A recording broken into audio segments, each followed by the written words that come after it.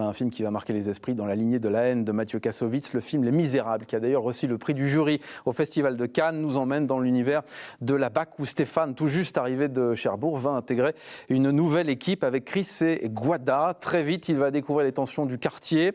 Alors qu'ils vont se faire déborder lors d'une interpellation, un drone va tout filmer. Regardez la bande-annonce et on reçoit l'équipe juste après. J'en appelle à votre esprit d'équipe, la cohésion. Sans cohésion, pas d'équipe. Et sans équipe, on est seul. T'as pas choisi la bonne équipe, mon pote, hein. Contrôle de police. Vous faites quoi, là? On attend le bus. Vous attendez le bus, là? Ça sent le shit, ça. Eh, c'est bon, Sonia. Je vous filme, vous avez pas le droit de faire ça. Arrête de filmer. Non. T'es contente, là? Ici, c'est notre vie. Toi, tu débarques, nous, ça fait 10 ans qu'on est là. On est les seuls à se faire respecter. Eh les gars, soleil. Ceux qui te respectent une palme. Les gens d'ici, ils ont peur de vous, c'est tout. C'est quoi l'histoire? Quand t'as volé un lion? Ouais. Mets la pression sur les petits, faut qu'on retrouve le lion. Arrête-toi, là! Bouge pas, arrête-toi! Vous n'éviterez pas la colère et les cris. La galère, c'est qu'il y a un drone qui nous a filmés. Qu'est-ce que tu me parles de gérer un drone, là? Il y a un gamin inconscient, là. C'est qu'on peut faire tomber la BAC avec cette vidéo si on veut. C'est quoi votre problème, à vous? C'est quoi votre putain de problème? C'est moi, la loi! Donc t'es en train de m'expliquer quoi, là? C'est un accident? Les petits nous lâchent pas depuis tout à l'heure. C'est pas de votre faute. Comme d'hab, quoi. Les filles avaient raison d'exprimer leur colère. C'est le moyen de se faire entendre aujourd'hui. Tu vas trop loin, là! T'auras jamais l'esprit BAC, toi. Parce que je joue pas au cow-boy. Ce que t'as pas compris, c'est que justement, on joue pas, nous. Le film sortira au cinéma le 20 novembre, en avant-première ce mardi soir dans la région au Kinépolis à l'Homme, mais aussi à l'UGC à Lille et à Villeneuve-d'Ascq. On reçoit l'équipe du film. Bonjour à tous les quatre. Bonjour. Bienvenue Alexis Malanti, Djibril Zonga, Damien Bonnard et Lajli.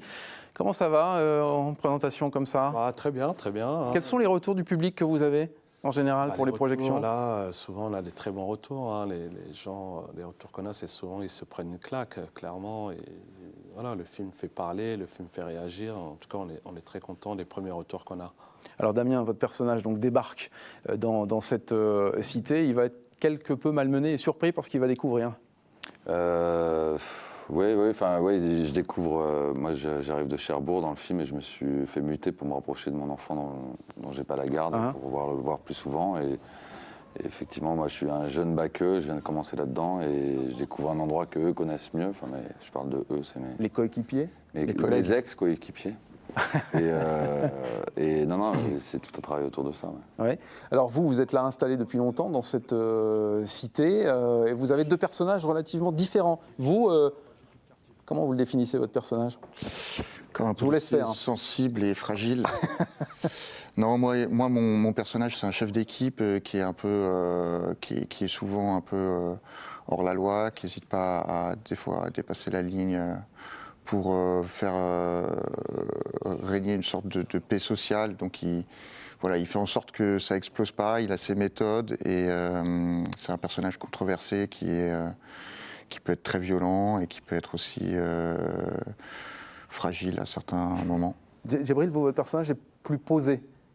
Ouais, moi je le décrirais comme quelqu'un de juste, pétri de contradictions, donc ce qui le rend profondément humain, et puis ce qui va faire qu'il va être dépassé par les événements. Alors voilà, dans le film, effectivement, on voit ce débordement. Effectivement, ils se font dépasser par les événements. Il y a un drone qui filme, et après, on ne va pas raconter la suite. C'est vrai que c'est assez incroyable. Il n'y a pas de bon, il n'y a pas de méchant dans votre film, en fait.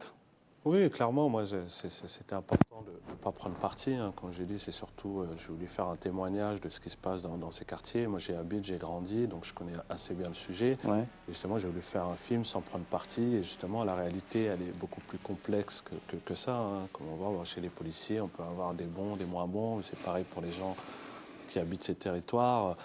Mais des bons, voilà, c'est pour ça que je dis, tout n'est pas noir, tout n'est pas blanc. La réalité est beaucoup plus complexe que ça. Et c'était important pour moi de faire un film juste, sans prendre parti. J'ai surtout pas voulu faire un film anti-policier, hein, clairement, ni faire un film qui nuit à la banlieue. J'ai surtout voulu essayer d'écrire ces quartiers et en étant le plus juste possible. Là, on prend le parti de voir ce qui se passe par rapport à la BAC, justement. Pourquoi vous avez choisi de cet axe-là ? Ouais, j'ai trouvé ça intéressant de découvrir ce film à travers le point de vue de Damien Bonnard, qui ne connaît pas le territoire et qui débarque à Montfermeil. Et je me suis dit que, le téléspectateur, il pouvait se mettre à la place de Damien et découvrir aussi ces quartiers, parce que souvent, on entend parler de ces quartiers à travers nos médias, à travers les politiques. Mais ce que je dis souvent, c'est qu'il y a un fossé énorme entre ce que les politiques nous racontent et la réalité du terrain. Donc j'ai trouvé ça intéressant de raconter cette histoire à travers le regard de Damien, le nouveau qui débarque et qui va être confronté à ce monde-là. Et qui, pour le coup, a vraiment débarqué. Ouais, qui débarque. Enfin, non, comme on a commencé à faire le court-métrage 1 an et demi avant, tout ça, c'était en place depuis longtemps qu'on essayait de faire ça. Mais après, mon personnage, moi, il permet d'avoir un certain recul aussi sur la situation. Puisque pour moi, tout ça, c'est nouveau, mais eux, ils ont la tête dedans depuis hyper longtemps. Et du coup, c'était de pouvoir ramener ça. Enfin, par mon personnage, en plus, mon personnage, il est très attaché aussi à essayer de faire son métier d'une certaine manière. Respecter la loi. Voilà. Et ce qui n'est pas évident, en fait, ça pose des vraies questions de comment faire pour gérer tout ça. Mais... Comment ça s'est passé le tournage ? Parce que, effectivement, pendant 1h44, on est vraiment scotché au siège. On ressort de là un petit peu tendu. Comment ça s'est passé pour vous ? C'était assez intense parce qu'on a fait le film avec peu de moyens, parce que malheureusement, on a eu très peu de financement, donc c'est un film qui s'est fait avec un petit budget, donc il fallait beaucoup d'énergie, mais après ça s'est bien passé parce que déjà on se connaissait déjà.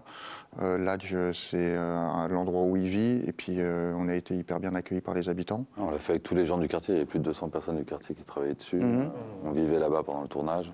C'est marrant que vous dites qu'il n'y a pas beaucoup de budget, parce que finalement, ça ne se voit pas quand on voit votre film. On est dans tous les sens. Ouais, sûr, ça ne se voit pas, parce que voilà, tout le monde a mis beaucoup d'énergie pour faire ses films. Tout le monde s'est vraiment impliqué, parce que tout le monde y croyait. Ça n'était pas facile de le monter. Donc, de toute façon, on le voit, il y a une énergie qui est incroyable dans ce film. Il faut dire qu'on l'a fait quand même avec la moitié du budget. Donc, il a fallu faire beaucoup de sacrifices. Il faut inventer. Il faut inventer, voilà, c'est un peu ça. Djibril, vous avez vécu ça comment, vous ? Moi, c'est un peu un retour à la maison. J'ai grandi dans ce quartier. En plus, on avait fait le court-métrage l'année d'avant, donc on avait retrouvé ces personnages. Et le fait d'être dans des conditions un peu précaires, j'ai envie de dire, puisqu'on n'avait pas nos caravanes. J'ai demandé ma caravane. Je l'avais pas. Et vous avez du maquillage un peu ou pas du tout non plus? Ouais, très peu. Du coup, c'est. Comme loge. Ouais, c'est vrai. Non, mais c'est vrai. Bon, après, on fait avec les moyens du bord. Mais c'est ce qui fait qu'on était dans cette réalité un peu de nos personnages. Et puis, je pense que ça nous a servi pour le film. Ouais. Comment il est né d'ailleurs ce projet? Alors, quand il y a de court-métrage, il y a d'abord eu effectivement ça. Il y a eu ce court-métrage avant, mais bien avant. Moi, je fais partie d'un collectif qui s'appelle Courtrage Mais, qui a été créé en 1996 par Kim Chapiron, Romain Gavras, Toumani Sangaré. Donc, ça va faire plus de 20 ans qu'on fait les films. Moi, je me suis spécialisé dans les documentaires, donc j'ai fait beaucoup de documentaires avant. Et notamment, je faisais du cop watch. Ça consistait à filmer les policiers dans mon quartier quand ils intervenaient, jusqu'au jour où j'ai filmé une vraie bavure policière. Donc, suite à cette bavure que j'ai filmée, j'ai diffusé la vidéo sur Internet. Il y a une enquête de l'IGS et c'était la première fois en France que des policiers étaient suspendus suite à une vidéo diffusée sur le net. Donc, c'était un peu le point de départ de mon film, mais pas que, parce que je travaille sur ces territoires depuis 15 ans. J'ai archivé, j'avais fait à l'époque un documentaire sur les révoltes de 2005 qui s'appelait 365 jours à Clichy-Montfermeil. Donc j'ai un lien très fort et très particulier avec ce territoire, vu que j'y travaille depuis 15 ans. Donc voilà, je pense que c'est tout ça qui fait que Les Misérables, ça arrive, et c'est quelque part un peu la continuité de tout ce que j'ai pu faire ces 15 dernières années. Alors vous dressez un portrait de la banlieue, comme on dit, un peu particulier. Qu'est-ce qui a changé finalement en 30 ans ? Malheureusement, pas grand-chose. Pas grand-chose. Après, on a eu le plan de rénovation urbain. Clichy-Montfermeil, on a quand même eu le plus gros plan de rénovation urbain. La cité a été totalement détruite, reconstruite. C'est vrai que ça a changé, c'est plutôt positif. Mais il reste beaucoup à faire. Quand je vois l'éducation, aujourd'hui, l'éducation, c'est catastrophique. Grandir dans ces territoires et aller à l'école dans ces territoires, je me mets à la place des gamins, parce que mon film, c'est avant tout un film qui parle de la place de l'enfance dans ces quartiers. Qu'est-ce qu'être un enfant, grandir, évoluer dans ces territoires.